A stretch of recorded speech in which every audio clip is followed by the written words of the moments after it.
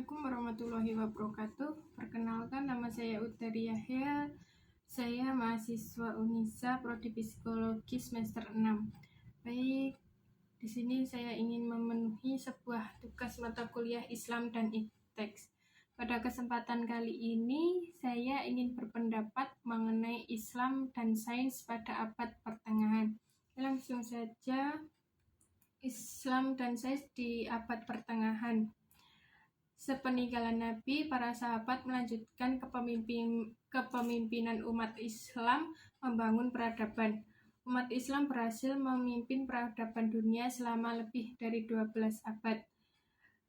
Seperti pada dinasti Umayyah di Damaskus dan Cordova, dinasti Abbasiyah, dinasti Fatimiyah, dinasti Ayyubiyah, dinasti Turki Utsmani, dan banyak lagi kerajaan Islam yang lebih kecil di berbagai belahan dunia. Selama paruh pertama atau 600 tahun atau yang dikenal dengan abad pertengahan, umat Islam telah memberikan sumbangan sangat besar bagi perkembangan sains dan teknologi dalam sejarah peradaban dunia. Ada 8 faktor pendorong kemajuan sains dan teknologi di dunia Islam pada abad pertengahan. Yang pertama yaitu faktor dorongan agama. Al-Quran dan Nabi mendorong umatnya untuk menuntut ilmu, mengamati alam semesta, menggunakan akal pikiran, dan terbuka terhadap semua kebudayaan. Salah satu contohnya dalam surah Al-Imran ayat 190, sesungguhnya dalam penciptaan langit dan bumi dan pergantian malam dan siang terdapat tanda-tanda kebesaran Allah bagi orang yang berakal. Yang kedua, faktor dukungan penguasa. Khalid ibnu Yazid ibnu Muawiyah, seorang penguasa Umayyah dan filosof, dianggap sebagai orang pertama yang mendorong para sarjana Yunani di Mesir untuk menerjemahkan buku-buku Yunani ke dalam bahasa Arab. Peristiwa ini merupakan proses penerjemahan pertama yang terjadi dalam dunia Islam. Ibnu Yazid hidup di Mesir dan meninggal antara tahun 704 sampai 708 Masehi.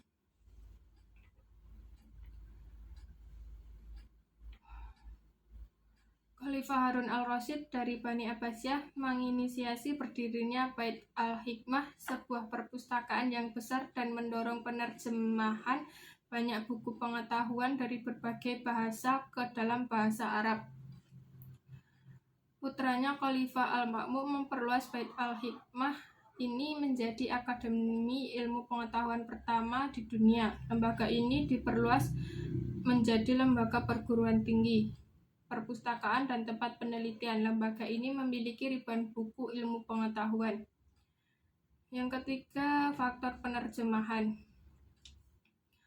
Kekuasaan Islam, terutama dinasti Umayyah dan dinasti Abbasiyah, membentang dari Eropa, Asia, dan Afrika, sehingga menjadikan negeri ini sebagai negeri multi-etnis dan multibahasa terbesar sepanjang sejarah. Mereka mewarisi peradaban kuno Romawi, Persia, Yunani, India, Syria, dan Cina. Warisan-warisan peradaban ini kemudian diterjemahkan ke dalam bahasa Arab dan kemudian dikembangkan lebih dahsyat lagi.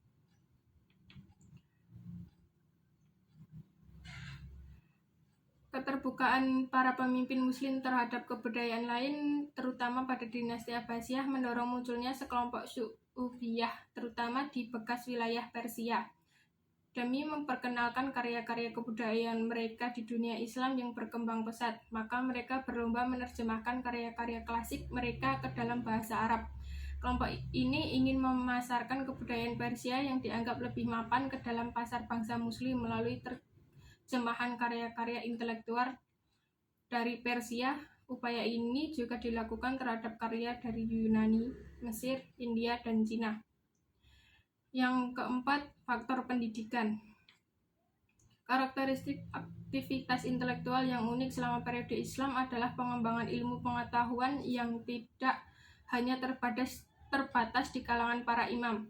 Demikian pula ilmu pengetahuan tidak menjadi hak istimewa para raja. Dengan demikian, tradisi pendidikan yang sudah dimulai sejak zaman Nabi tetap dilestarikan.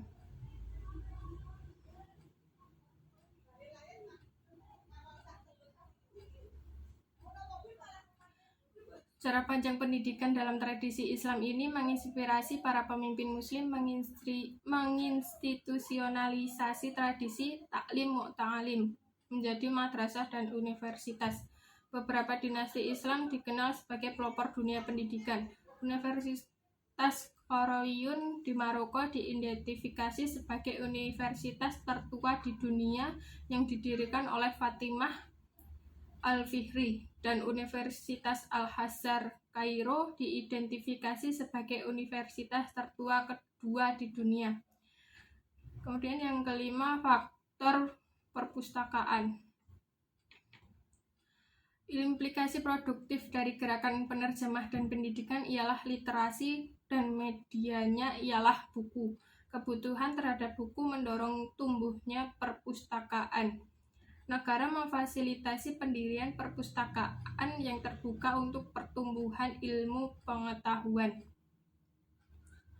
Perpustakaan menjadi tempat berkumpul banyak orang yang memiliki intensi ilmu pengetahuan terlibat dalam diskusi dengan beragam orang, merangsang pikiran baru, kemudian mendorong munculnya karya baru.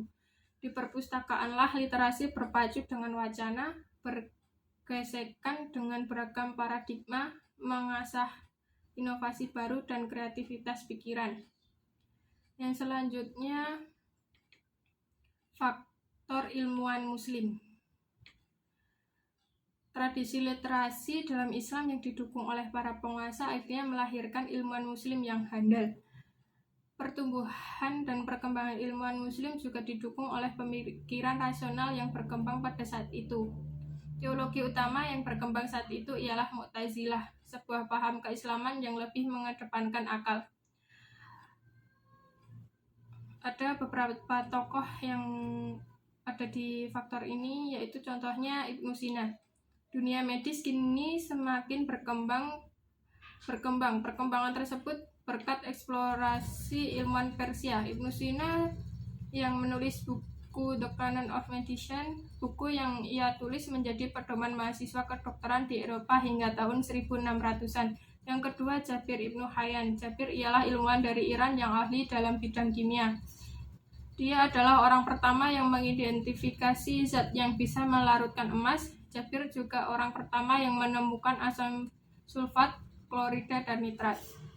Kontribusi lainnya ialah pada penemuan alkali. Karya-karya Jabir antara lain Kitab Al-Kimya, Kitab Al-Sabain, Kitab Rahmah, dan lain sebagainya. Kemudian faktor riset laboratorium dan observatorium. Empirisme Yunani yang diwarisi dari Aristoteles dikembangkan lebih dahsyat lagi menjadi tradisi riset. Para ilmuwan Muslim tidak hanya berwacana tetapi mengembangkan riset yang menginspirasi ilmu pengetahuan modern sampai saat ini. Riset kimia juga berkembang pesat. Ada banyak zat kimia yang sampai sekarang tetap digunakan berasal dari abad pertengahan yang ditemukan oleh para ilmuwan Muslim. Melalui banyak laboratorium, proses kimia juga ditemukan oleh ilmuwan Muslim seperti destilasi, kalsinasi, larutan, penguapan, kristalisasi, sublimasi, amalgamasi, dan kerasi, atau suatu proses untuk membuat bubur atau leburan dari padatan. Faktor yang terakhir yaitu faktor perdagangan internasional. Posisi tengah antara dunia barat dan timur menjadikan wilayah dunia Islam sebagai wilayah transmisi pengetahuan di antara kedua dunia itu.